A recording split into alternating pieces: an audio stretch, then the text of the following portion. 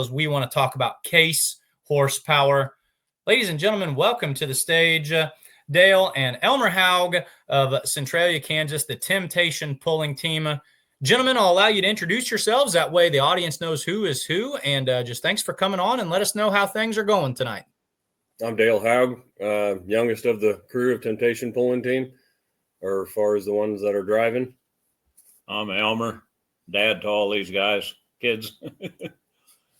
Yeah, absolutely. So if you've been around the sport of truck and tractor pulling in the past 40 years, just casually fans, you've probably heard the name Elmer Haug. I'm just going to put that out there. You guys have had a lot of success, and you've been around this sport for quite some time. As a matter of fact, before the show started, we were kind of going down memory lane and chatting about some old tractors and some old pulls.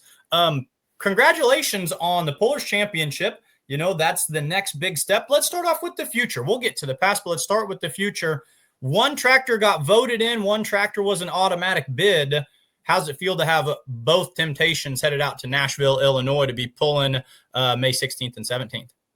Go ahead. Well, it should be an enjoyable deal. We had a lot of fun out there last year. We enjoyed it, and we'll see what we can do again this year. So it looks like the big Temptation, it was a top three finisher. It was kind of an at-large bid. It got an automatic invite based on its positioning. Elmer, I assume you're going to be driving the big one. Is that correct? No, Dale drive the big one, and I always drive the little one. Okay, so you drive the little Temptation. Well, then let's stick with the little one. It got voted in. It was a fan vote. Is that just as special to know the fans have your back, or would you rather get the invite vote knowing that you'd qualified up at the top of the pack? Oh, I think it's important to hear from all the fans, and if they want me to be there, suits me. No bad way to go pulling, right? So I had it backwards. So Dale, you drive the big Temptation.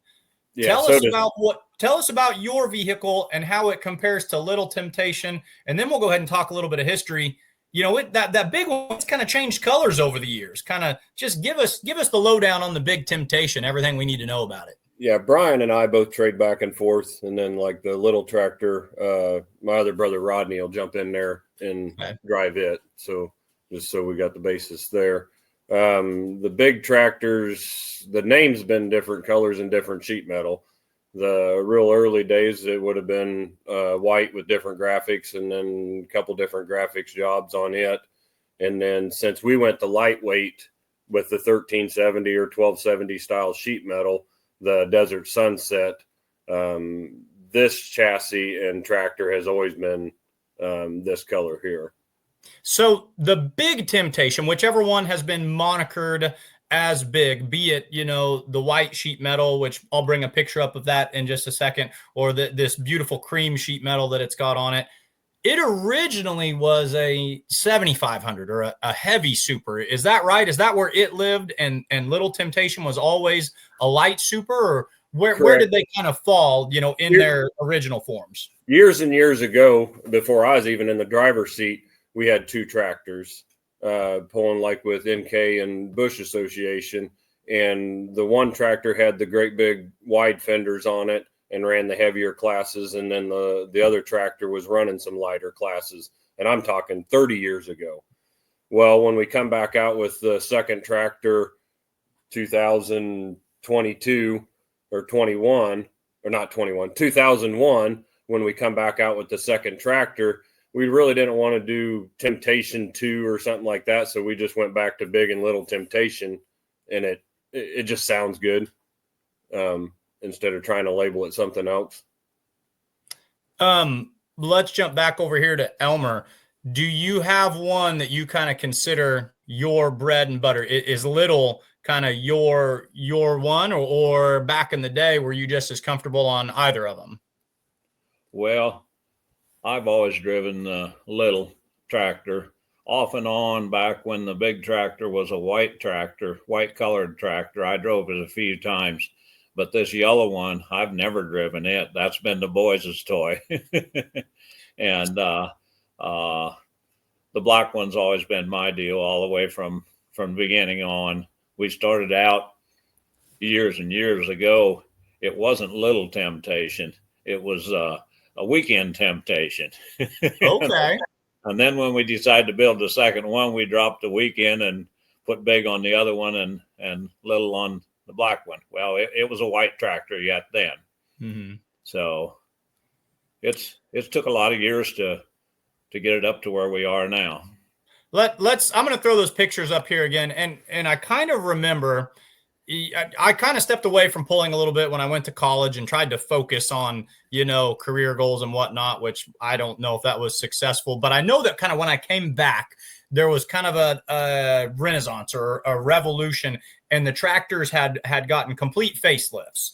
And I want to put some pictures up here. And fans, if you haven't seen them, like if you go to a pull, walk the pits, check them out. But if you have 5 minutes and you can only stop at one trailer, I really would encourage you to stop by the Haugs and take a look at these, because when these things came back out, the paint job on them and the metal that reflects, the original form of the cases.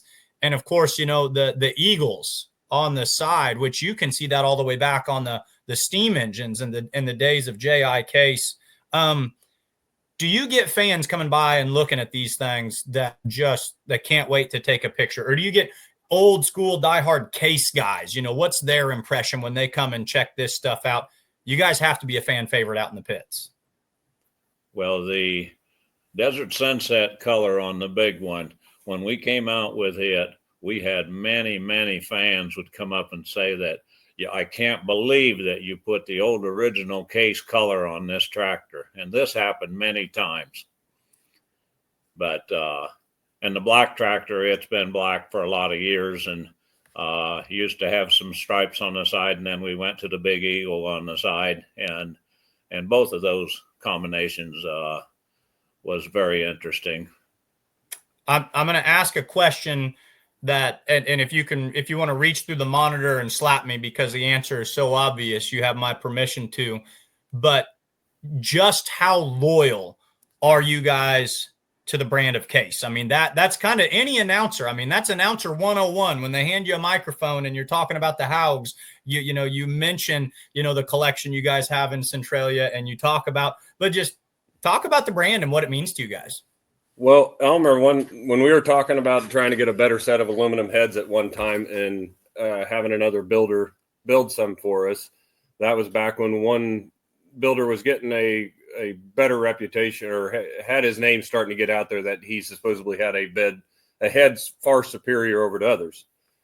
Well, it come to the point that it was going to be not cost effective to have a Case head built, because he was too scared that's the only one he was ever going to sell.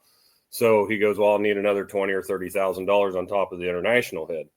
So Elmer come to us and said, he goes, why don't we build an international engine? I said, you can go pulling by yourself. Elmer, this was, you made this suggestion, and then Dale said, no way, not going to happen. And Case, for me, I started out as a little guy. Case tractors Dad had, and that's where I started, and that's where I stayed. And I don't know why I would ever want to go in any other direction. But the whole idea of the international engine was more available parts, building parts. Mm-hmm. And I knew where he was coming from on that. So did Brian. Brian was on boat with me too. I mean, we wanted to stay Case. It's a hard decision, because there is more parts available, and maybe some other technology available with the international side of stuff. And without hitting this too hard on the head, and I hope fans are hearing us what we're saying here, because a lot of days here in 2025, there's a lot of sheet metal out there, and we love it. I'm all about it. Let's pay homage to any brand and whatever. But I hope everyone heard that they said, let's put an international motor in it. And the response was absolutely not. So this isn't just sheet metal you're looking at, guys. These guys are a Case team. And does it go all the way back? Really quick, we'll hit this comment. Here's a name. We're talking old school pullers beforehand. Randy Proctor says hello to Elmer and Dale. I'm sure that's a name that rings true to you guys. I'm sure you've pulled against the Proctors many times, I assume. Mm-hmm. Randy says, what's your thoughts concerning the new generation interested in the skilled workmanship and such? What's your thoughts on pulling moving forward? Randy Barker wants to know. That's a deep question for anybody Sure. to try to answer, because for anybody, the smaller associations need to thrive to keep the interest for people later in life when they can afford to be able to jump into a bigger association or a higher dollar area. Poland's going to take a big change, I think, in the next 5 to 10 years. Okay. And I don't know which direction it's going to go, but I think it's going to be drastic one way or the other. It might come to the point. It might come to the point that you're going to have a very select group that's going to be able to afford or want to afford. I guess I shouldn't even say be able to afford it. That elect to go that direction and spend the kind of money it does to compete at an NTPA level, Grand National, or a Champions Tour level. I understand what you're saying. It feels like we are approaching a shift. We're getting to that precipice to where, something's going to happen. And fingers crossed that everybody at every level continues to be able to compete and get the most out of it. But I agree. It does feel like we are headed a certain direction, not necessarily good, bad, or the other. But I think that's a really good response. I want to go back to the Case question. 2 questions for you guys. Was Case what started on the farm? I mean, was that kind of all we saw growing up? And then the salvage yard, that's what everybody wants to know about. I've heard rumors that you can walk into your guys' shop, list a part number, and you say, okay, give us 30 minutes and you're going to go find it off something back there. Never been there. Tell us all about both those. Well, first off, so far as the salvage goes, we don't go back and take it off my tractor. When a tractor comes in our shop, we tear it down to nothing and file it away on the shelf in each category for that model of tractor. And we hopefully can ship it that day or the next day. That is our goal so far as the salvage goes. How often do you get stumped, or does it ever happen? If someone's looking for a part, is there like a 90% chance you've probably got that part? Well, as long as we stay with older tractors. Now, Sure. If we're approaching the newer tractors, and they are hard to get for salvage. So we've got quite often we cannot supply. But the older tractors, I would say we hit 80 to 90% of the time we can supply. That's and then really the thing neat. of it is, with the aftermarket coming in strong, it works good together. We don't have if we miss a sale on the used, maybe it's a popular enough part that we have it new, and we're getting into more, not just relying on other companies to supply aftermarket parts. We're getting stuff built ourselves and putting it on our shelf. Was Case the tractor on the farm back in the day? Is that what inspired it? Yeah, that's where I grew up on Case tractors. Sure. And Dad he had Case all his life farming. So that's where it all started. And then I worked for a dealership for 3 years and couldn't make ends meet. So I went on my own, did repair to start with. And in a few years, we had some tractors there they didn't want to fix. So I bought them, and that's where salvage started. And it was that first year, maybe 6 or 7 tractors we tore down. And now, Case and International, I would say we got over 1,800 of them on the shelf. That's awesome. I'm gonna give some shout outs, some comments here. Mark Ham from Sioux Falls, South Dakota, chiming in. Ham Boys are Racing Toys, one of the official photographers that goes out on the Outlaw circuit with us. So, Mark, hope you are doing well. And the Irish pulling team, of course, that's Chuck Hobbs over there in Illinois, a faithful fan of ours, works with us from time to time. And a compliment coming in from John Hale, says, gorgeous tractors. I love the classic look. We keep talking about, pulling. Let's go ahead and take a look at some. We're supposed to be talking about getting ready for Nashville, Illinois. I don't have any videos of Nashville, But I do have, I believe, courtesy of Outlaw Pulling TV, I have some runs from the back half of your 2024 season. I think I've got some highlights from Unionville, Missouri and Buckner, Missouri. Let's take a look at a couple of these runs, and then maybe you guys can just tell us what was going through your mind or what it feels like from the driver's seat. We'll start with Dale first. And Dale, maybe you can tell me who was driving each of these nights. We'll check out the Big Temptation. Let's take a look at that really quick.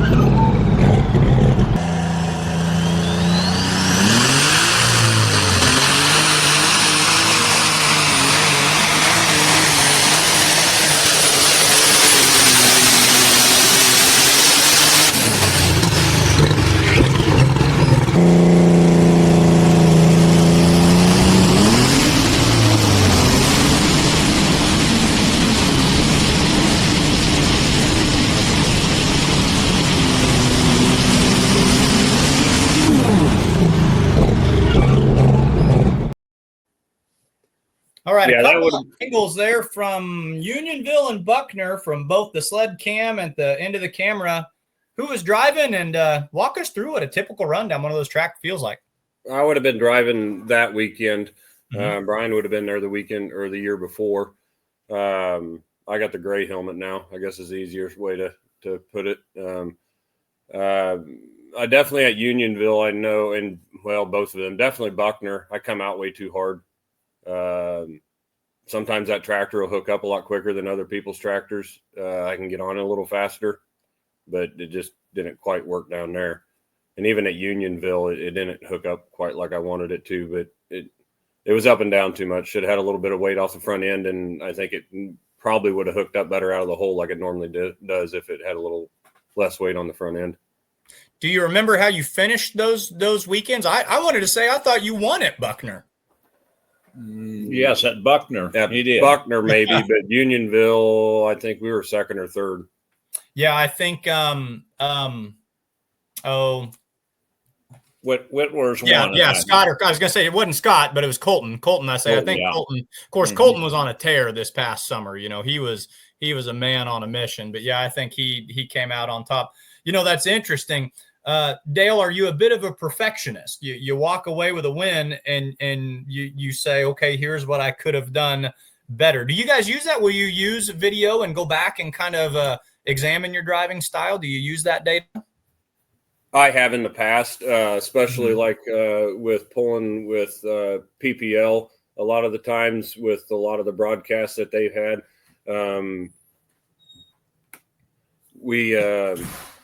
I've went back numerous times when we could go back and watch the old videos like on MAV TV and stuff like that. And it was very useful. Definitely. Yeah. So that's really neat. I love hearing that. So folks, he's sitting here looking at it, remembers it specifically, you know, on into the next season. He says, hey, you can look, I missed my weight a little bit. Should have let it drift out a little more before I got into the throttle. Elmer, let's take a look at Little Temptation. I think it's from the same weekend, and let's see what it looks like from your driver's seat.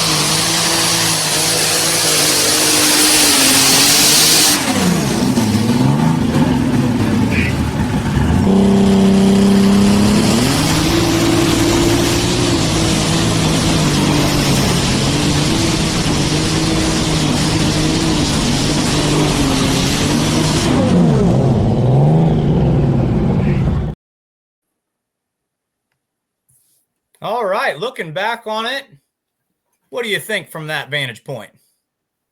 Oh, it was probably an average pull. Probably I got up and down at the tail end a little bit more than I would want it to bend, but it wasn't a bad hook. I was pleased with it. Because at Unionville, I think that was third place. Yeah, third place at Unionville and third place at Buckner for the black tractor. And I was farther down at Unionville with the yellow tractor, and I thought I was fifth at Unionville. Do you have the results right there? Yeah. Who just out of curiosity, who are the top 5 at Unionville? Because that was an outlaw pull that saw and traditionally does see kind of pulls from some other areas. Like Bobby Jones came to that one, the Whitworths came to that one. So there were some heavy hitters at that show. Yeah, top 5 was Ben Buster, Novinger's Little Dominator, Little Temptation, Field Sobriety, and then Big Temptation. So Mike grabbed a second place finish. That's a solid run. When that thing's right, that tractor can be an absolute bullet. So, Mike Novinger comes out more. The best of them. I'm hoping he comes out more. It's fun having Mike around. I agree. Yeah, he's a top tier driver. What are some, now that we've watched from the driver's seat, I want to hear from both of you. Tell me about some of your most memorable hooks or some of your wildest hooks, or maybe a win. Do you guys each have a win that you look back and say that was one that's special to me? What comes to mind when people say, what are some of your favorites? Go ahead, Neil. Oh, I always like going to Henry. I got 2 wins at Henry in the last 4 or 5 years. So I got 2 big crystal vases with my name on it. So Henry's always been a special place, even though we're not in there this year. Hopefully maybe next year we can get back in there. Far as memorable rides, there's a lot of them.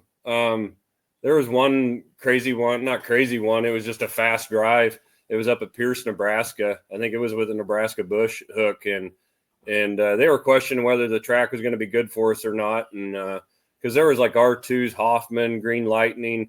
I mean, we had several good tractors up there. Mm-hmm. And they dished it up lightly and watered it back down and laid it in.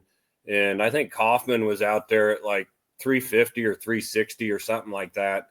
And I come out of the hole probably harder than I should have. And I didn't think I was going to go nowhere. And all of a sudden that thing hooked and it rocketed.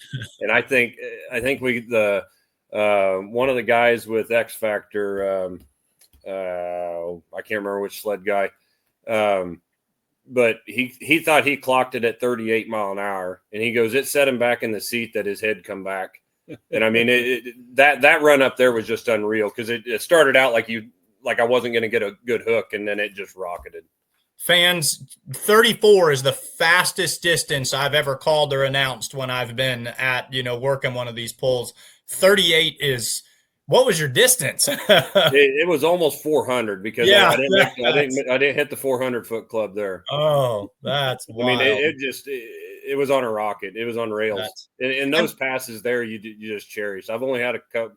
I truly say a couple of those that the nose just hung there at 1.5 feet and it didn't wobble one bit, and you were gone. It was just phenomenal.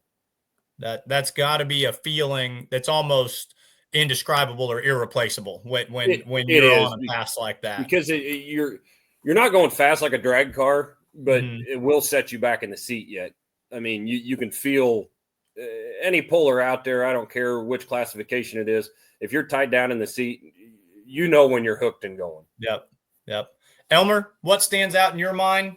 What was your first year pulling? You've probably been around, for a couple of decades, maybe more. And in that amount of time, what was year one and what memories stand out as big pulls for you? Well, if we want to include farm tractor pulling, it was 1972. That's where we started. Yep. So it's been a few years, and probably one of the most outstanding passes probably would have been Goshen, Indiana. One time I did win it up there. Probably the only time I ever won a PPL show. So I was real pleased with it. It was one of them, Goshen, Indiana is a sandy, sometimes no bite track, but we got Goshen's a tricky surface. I felt pretty good parking it in first. What do each of you, we're getting to the tail end of the interview, and we're gonna have you guys back. This has been a lot of fun. I've got a million more questions. What do you guys still have left? What are your goals? What would be the one feather in the hat that you would chase before it was all said and done and before the dust all settled? We would still love to have a championship in PPL, which we have not got yet.